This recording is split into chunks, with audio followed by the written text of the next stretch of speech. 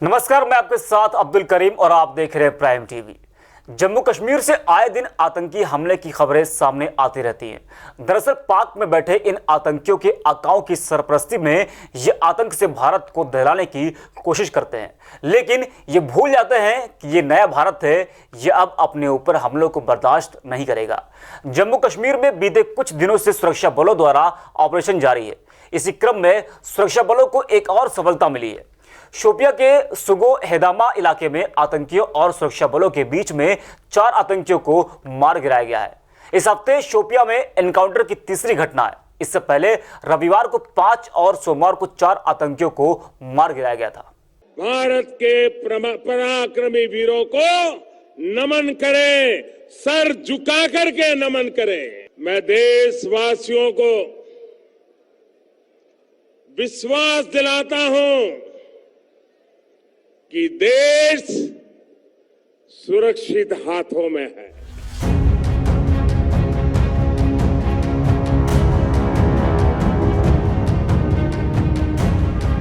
ये तेवर जब देश के दुश्मन देखते हैं तो उनकी नींद और होश दोनों उड़ जाते हैं। बात चाहे उरी हमले की हो या फिर पुलवामा में शहीद हुए हमारे देश के जवानों की, मोदी ने इन सब का बलिदान यूं ही एक घटना समझकर भूल जाना सही नहीं समझा, बल्कि उन्होंने दुश्मनों की आंखों में आंखें डालकर उनके घर में घुसकर पूरी दुनिया को भारत की ताकत दिखाई थी। हालांकि इन सब एयर स्ट्राइक को लेकर विपक्ष ने केंद्र सरकार से कई बार सबूत मांगे थे, लेकिन वो कहते हैं ना, जो कुछ नहीं कर पाता वो सिर्फ सवाल उठाता है।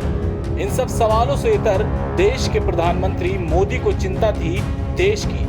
अपने हर भाषणों में मोदी यही कहते नजर आते हैं कि चाहे जो भी हो जाए वो देश का मस्तिष्क झुकने नहीं देंगे।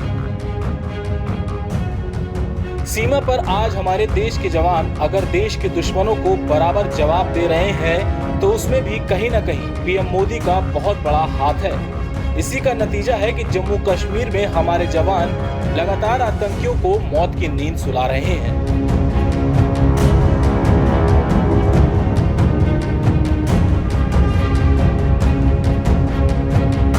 जी हाँ, बीते कुछ हफ्तों से जम्मू कश्मीर में लगातार सुरक्षा बलों के जवानों और आतंकियों के बीच मुठभेड़ हो रही है। जम्मू कश्मीर के शोपिया जिले के सुगू इलाके में सुरक्षा बलों और आतंकियों के बीच मुठभेड़ में सुरक्षा बलों ने 3 आतंकियों को मार गिराया।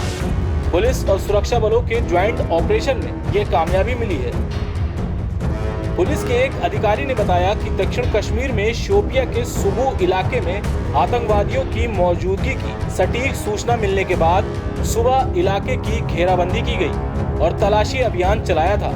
इसके बाद आतंकवादियों ने सुरक्षा बलों पर गोलियां चलाना शुरू कर दी थी, जिसके बाद मुठभेड़ शुरू हो गई।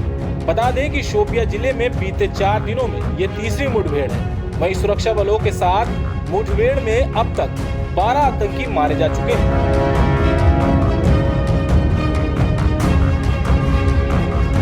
इससे पहले कल शोपिया जिले के ही पिंजोरा क्षेत्र में मुठभेड़ में 4 आतंकी मारे गए थे।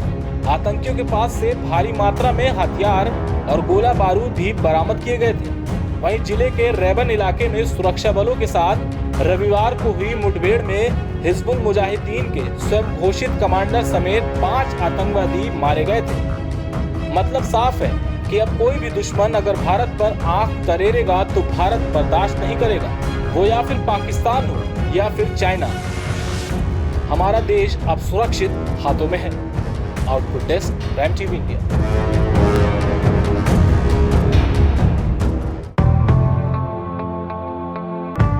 कश्मीर से लेकर कन्याकुमारी तक, गुजरात से लेकर अरुणाचल तक,